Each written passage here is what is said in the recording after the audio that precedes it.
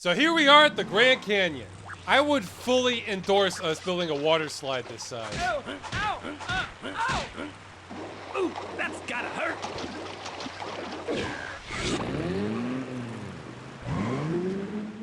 I found this to be the hardest level in the game.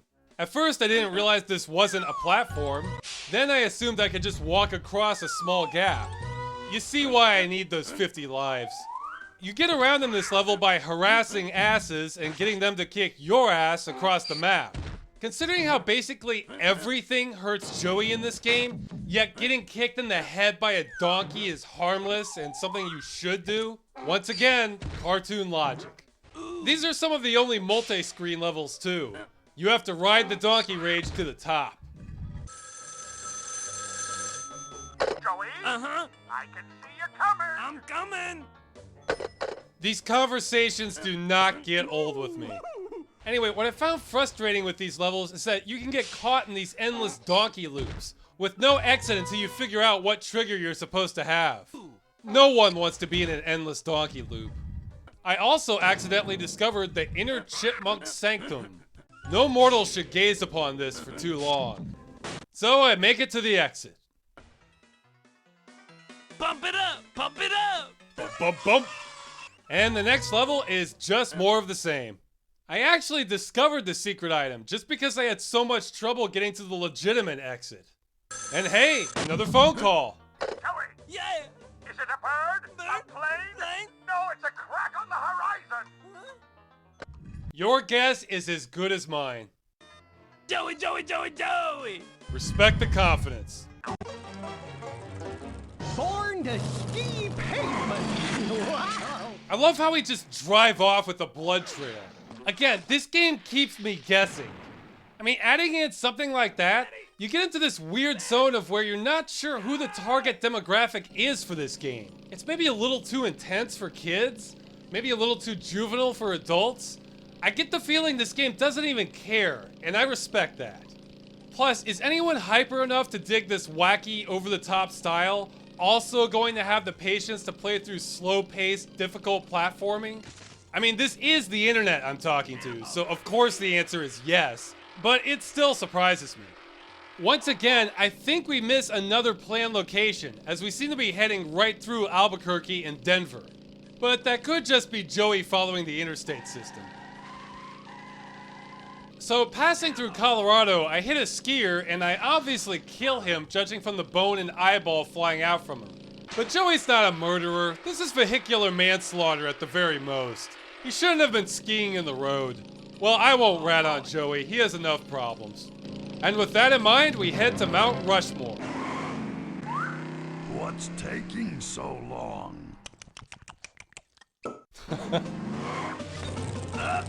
What's this guy think he's doing? Giving you that nose job you always needed. I cannot tell a lie. You do look a lot better. The level's pretty much what you expect. I like how Jefferson's eyes follow you depending on where you are. Ooh! Ba-ba-ba-ba-ba-boom! Yeah. And here we have another case of the monster being right there for you to grab him. To add insult to injury, the special item you need for this is a pickaxe. Hey, I think I see one right now.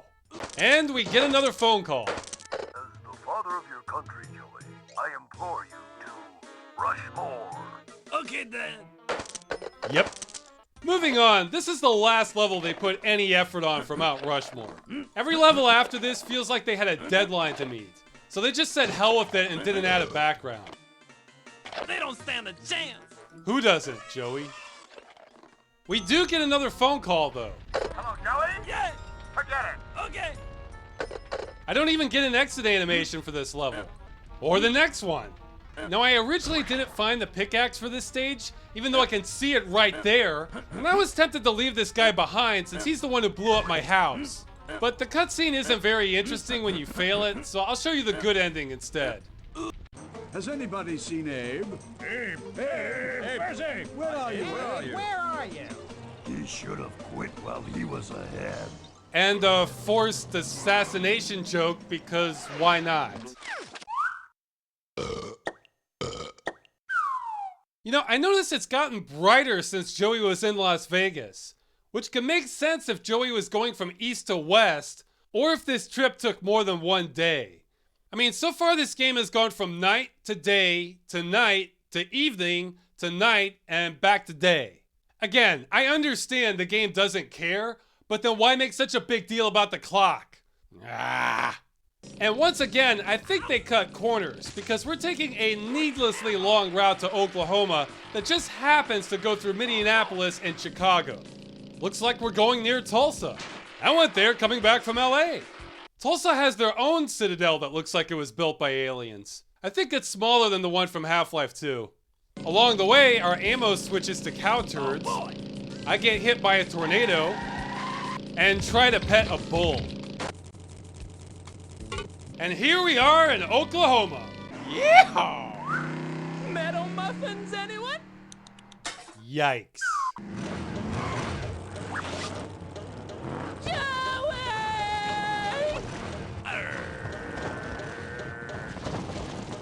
You're gonna pay for that. And here we get a new gameplay mode. It's just a top-down mud crawler, I guess. These levels are way easier than the platforming, although the controls are lagged and don't always register when I'm trying to turn or move. You know, I think this might be the first and perhaps only game to take place in Oklahoma. So congratulations, Oklahomians! You've got your own game! Maybe I'm wrong, however. There could be a farming simulator that takes place in Oklahoma. So this level is just Joey rolling around in the mud, pretty much. At one point, I get sucked up into a mud vortex and get transported to a world of raining cows and cow pies. This might be somebody's dream come true, but it's not mine. There are no phones in the level, since apparently Oklahoma doesn't have them. And when I get to the end, well, just take a look for yourself. You got something for me, don't you? Now I know you wouldn't come all this way knocking on my door without something for me. Uh-oh. I want it. You don't mean. I need it. Could it be I gotta have it. My. alfalfa laxative? Yeah. Alfalfa laxative. Yeah. Alfalfa laxative. Yeah. You won't get by if you ain't got that good green something that I want. Alfalfa laxative. Alfalfa laxative. Alfalfa laxative. Bring me some sugar, baby. Yeah. Hey, back off! Who do you think you are, Christine? Sorry, Flash. Sorry, I was in shock there for a minute. Anyway, that's the bad ending. I'm not going to show you the good ending. I'm sorry. So now we're on to Texas. Out of all the states, Texas is the most Texas. I don't have many good stories about Texas. Not that I think there aren't thousands. I just don't know them. I'm not a Texan, sorry. But there is one I've heard that's going on right now. Normally I don't like to talk about current events here since all that does is date the videos, but this one is worth remembering, even years from now.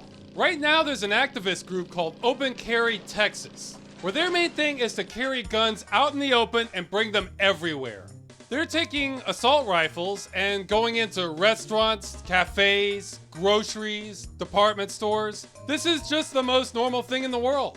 Okay, this guy is from Kansas with an anti-tank gun, but we already drove through Kansas, so we're good. I wonder if these activists are worried about the restaurant scene from Pulp Fiction or Natural Born Killers. Looks like that won't be happening in Texas. Good job, Texas. Besides totally not making us look like a third world country, you're ensuring the rest of America, or the world even, does not forget about you. You already had the Alamo, and now you have this. So guys, remember, when you think of America, think of Texas. As for the game, we get to hit an armadillo, a tumbleweed,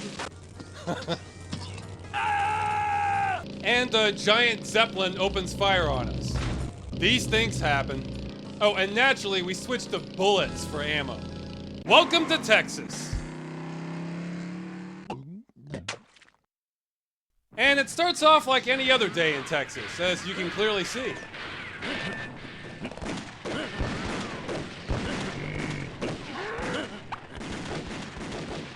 Fortunately, Joey's packing some heat himself.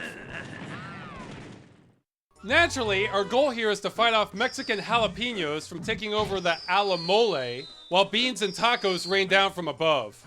This is making me hungry. We also have an awful Donkey Kong Country gameplay knockoff. Jump in the cannon! Okay, jump in the cannon. How? Can I jump in this one? No. Well, I found a secret portal. Oh, that went well. So I find out I have to jump in the cannon in a very specific way. Only in this cannon and only from this elevation. Now we can rip off Donkey Kong Country. We get another blank background level. But hey, a phone call. Dude! Gonzo! Hey, Roadie Meister Extraordinaire, man! Yeah. What's the total tonnage on those monsters, dude? Fat! Cool! Joey talks the talk. And here's a bonus one for you. Joey, What? don't forget to put your ice cream on your pie. Remember the Alamo. The Alamode. Wow. We also have some examples of that hit detection I love so much. Yep. I've sort of resigned from liking anything at all about the gameplay at this point. It's the rest of the game that's keeping me going. Fearless leader! Bask in all that is Joey. This is just more Alamo and more poorly done Donkey Kong. Here we get another pep talk on the phone. Hey, Joey, Bookie! listen. The odds are you're never gonna make it. Oh, man! And I get to the end and I have no clue what to do. I tried smacking the box from both sides. I tried heading back down to interact with the monster. Turns out I have to smack it just right.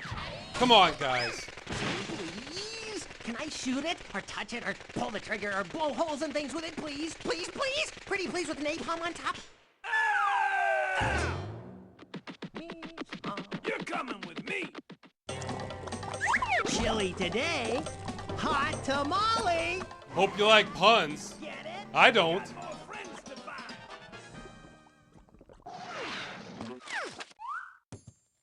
Can't take the heat? So we leave Texas and our ammo has changed to tax.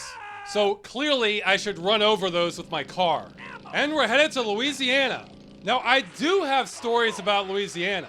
Besides being born there, I lived there for a year or two later on, and there was some first-rate politics going on while I was there.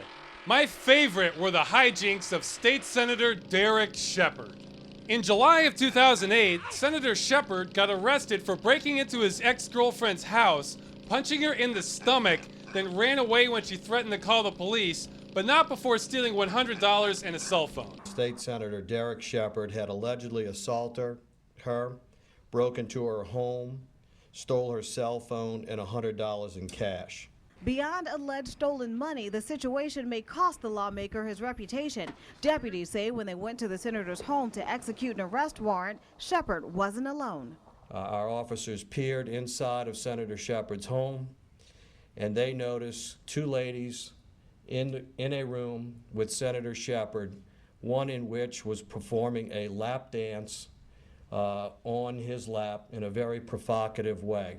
So when the cops went to go arrest him, he had two strippers over giving him a lap dance that he tried to sneak out the back door. And can you blame him? He probably had a lot of stress going on in his life and needed to take his mind off things. But wait, there's more.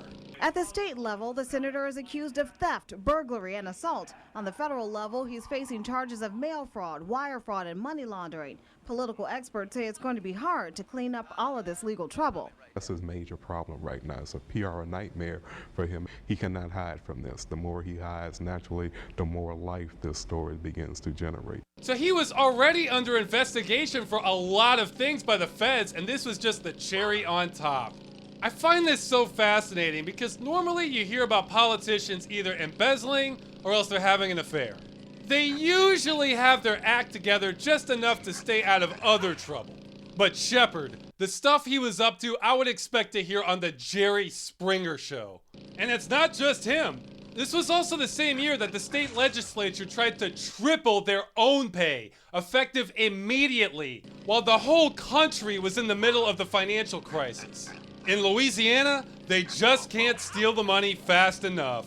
Also, you may know that the state song in Louisiana was composed by a former governor as a love song to his horse.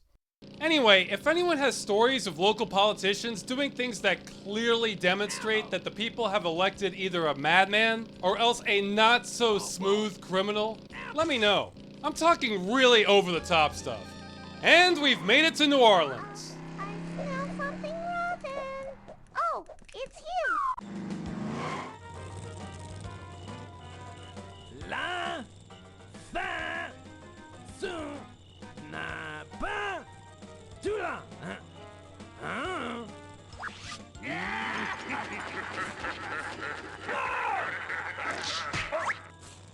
Amateur.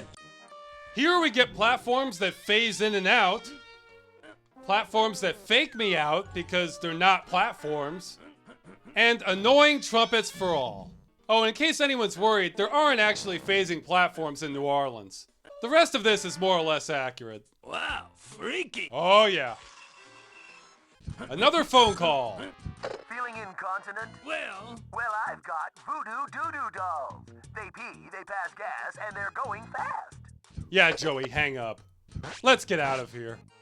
man, oh man, it sounds bleak. Now, I haven't tested if the giant parade masks will actually eat you. In real life, I mean. Yo, man, you got the time? Time, who's got time? I gotta go. You really have to wonder what Joey's answering machine is going to look like once he gets back from this. So we find the pet bat and skull and leave. Do you believe in voodoo? Me either. Monster people, voodoo people.